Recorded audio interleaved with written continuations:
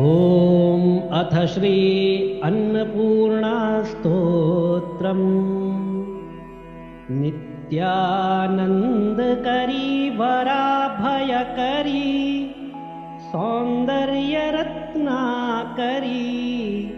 निर्धूताखिलघोरपावनकरी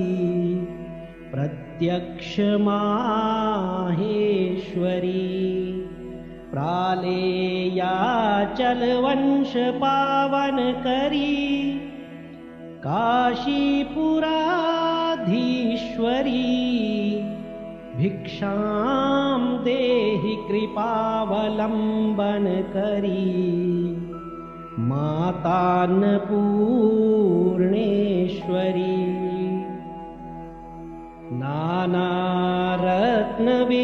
नानारत्नविचित्रभूषण करी हेमाम्बराडम्बरी मुक्ताहार विलम्बमान विलसत् वक्षोजकुम्भान्तरी काश्मीरा गुरुवासिता रुचिकरी काशीपुराधीश्वरी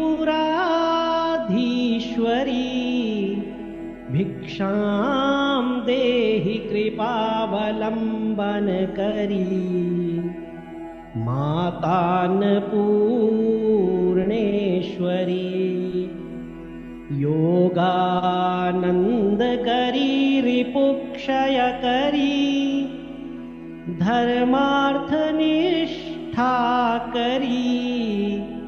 चन्द्रार्कानलभासमान लहरी त्रैलोक्यरक्षाकरी सर्वैश्वर्यसमस्तवाञ्छितकरी काशीपुराधीश्वरी भिक्षां देहि कृपावलंबन करी मातान्नपूर्णेश्वरी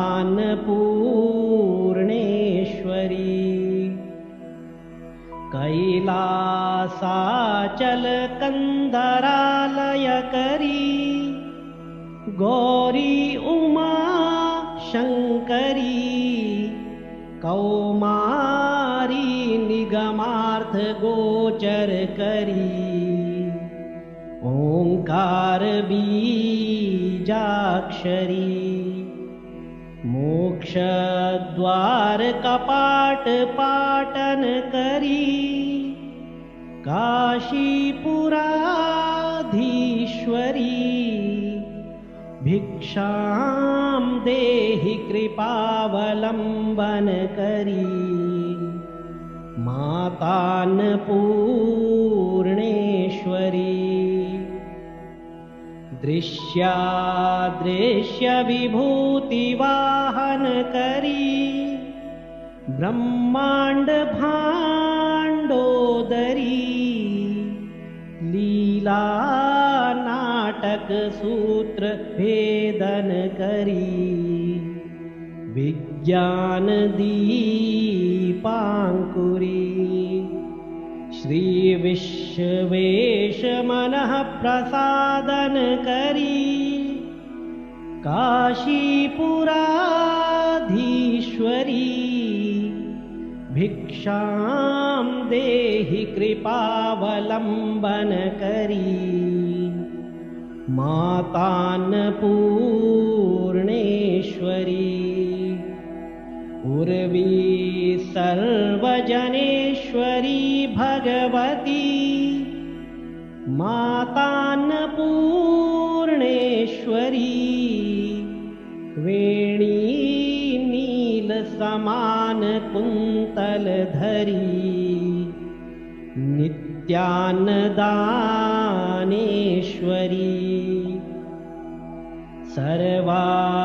सर्वानंदकरी सदा शुभकरी काशीपुराधीश्वरी भिक्षां देहि कृपावलंबन करी मातान्नपूर्णेश्वरी आदिक्षान्त समस्त वर्णन करी शंभो स्त्रीभावा करी काश्मीरात्रिजलेश्वरी त्रिलहरी नित्यांकुरा शर्वरी कामाकांक्षकरी जनोदयकरी काशीपुराधीश्वरी भिक्षां देहि कृपावलम्बनकरी मातान्नपूर्णेश्वरी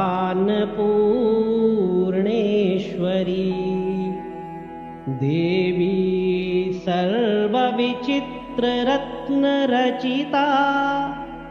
दाक्षायणी सुन्दरी वामस्वादुपयोधरा प्रियकरी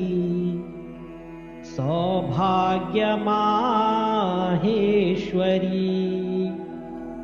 भक्ताभीष्टकरी सदा शुभकरी काशीपुराधीश्वरी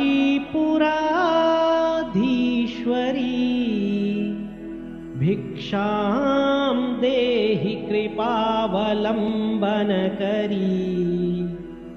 मातान्नपूर्णेश्वरी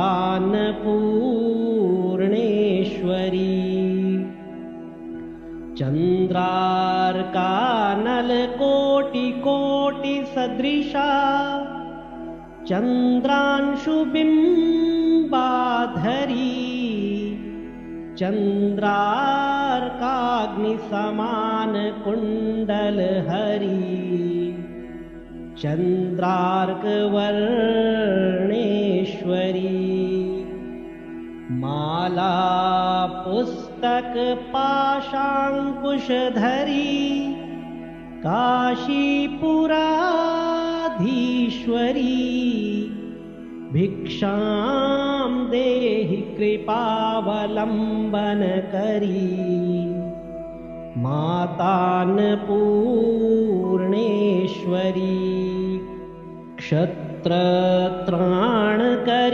महाभयकरी माता कृपा सागरी साक्षान्मोक्षकरी सदा शिवकरी विश्वेश्वरी श्रीधरी दक्षाक्रन्दकरी निरामयकरी काशीपुराधीश्वरी भिक्षां देहि कृपावलम्बनकरी मातान्नपूर्णेश्वरी